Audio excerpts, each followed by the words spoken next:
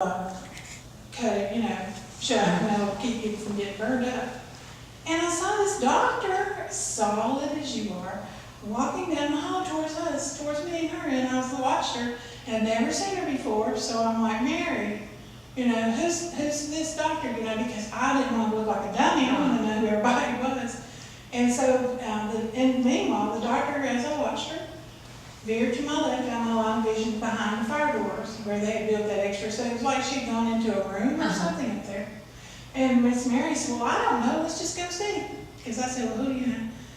And we got up, we trotted down the hall, we didn't waste any time, and we got past the fire door and there was nobody there.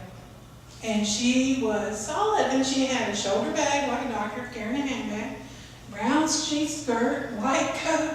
She was solid. I don't remember seeing her feet, but everything else I can describe clearly.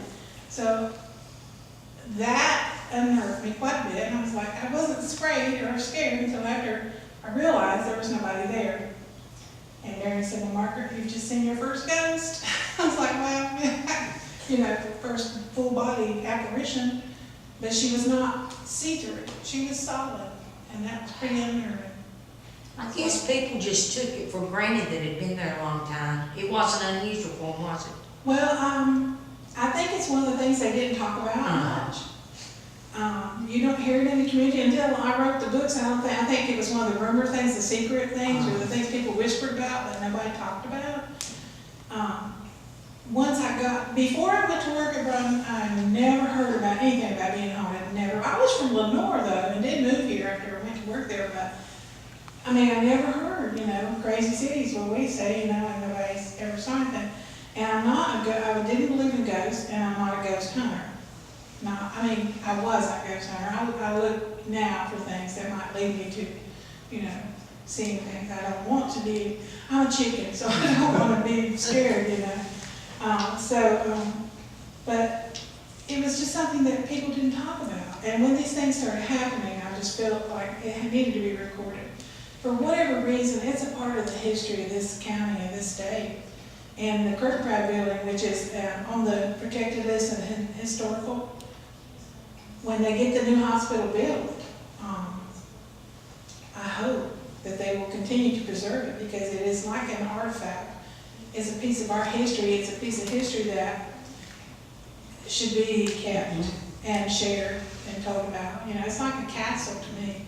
And I really feel in my heart that if it is protected and taken care of, that it will outlast the new building. And that's just the way I feel about it. I think seeing a ghost or experiencing a paranormal event is a personal thing. I don't think everybody does. I've had many people say, I never saw nothing out there. And I still work for the state, and I'll be retiring from the state in about 2.5 years. I work at Ronald, which is in Wilson. And it's an old facility too, and I've had people tell me out there that it's haunted. I have yet to experience anything. I'm not looking to find something that I'm open to if something happens. And maybe if it does, I'll write a story about it. But right now, I'm on the way to see this. All right, well, any questions? Do you feel like instead of seeing, ghosts or anything like that, I feel like it's a sin to see a ghost, or to believe can you it? feel them around? Can you just feel their spirit instead of seeing them?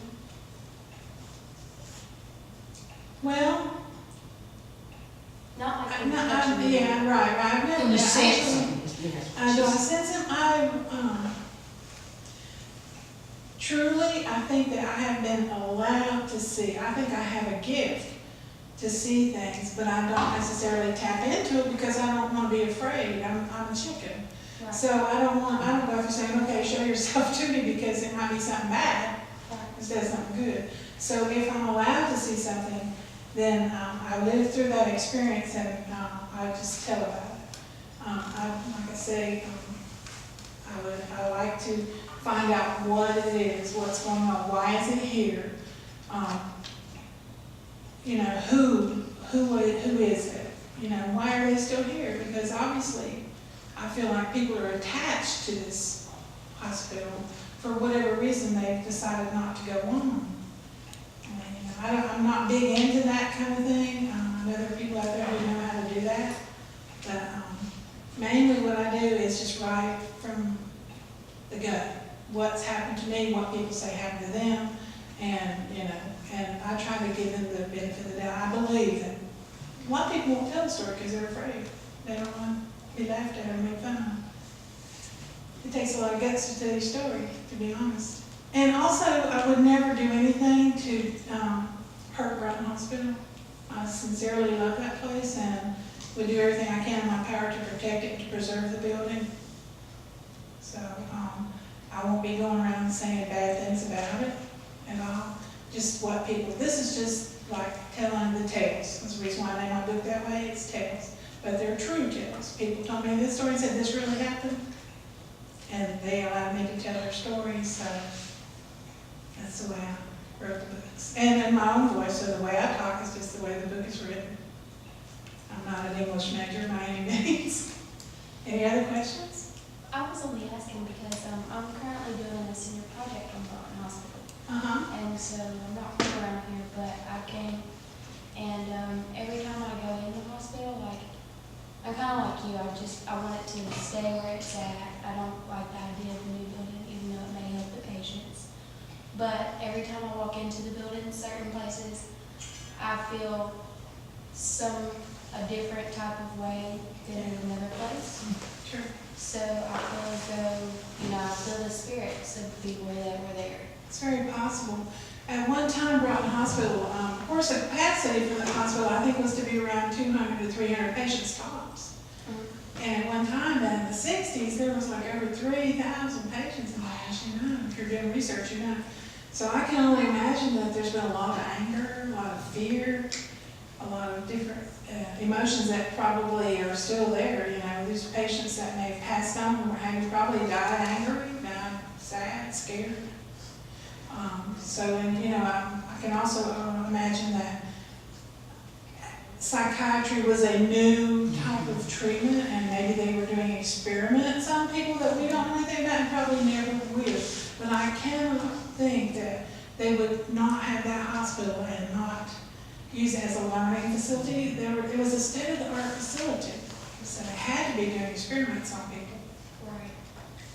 I hate to say it, but it's probably true, and probably somewhere are videos, old movies, but I have no idea, probably burned. But, you know, I would love to know, you know, why, what. I just found out very recently, there was a gentleman who, this is a real recent story. At the first of the month, they had the Morganton Historic Festival, and I attended it and tried and sold some books. And a gentleman who is a worker with the people who are building the new hospital came and plopped down in the chair in front of me, and he asked me, "Is this place really haunted?" And I'm like, "Yes, it certainly is." He said, "Well, I need to tell you something." And I said, "Okay." There were a couple of guys who worked for that company, not necessarily ghost believers, but they told him this story. Woo! Sorry.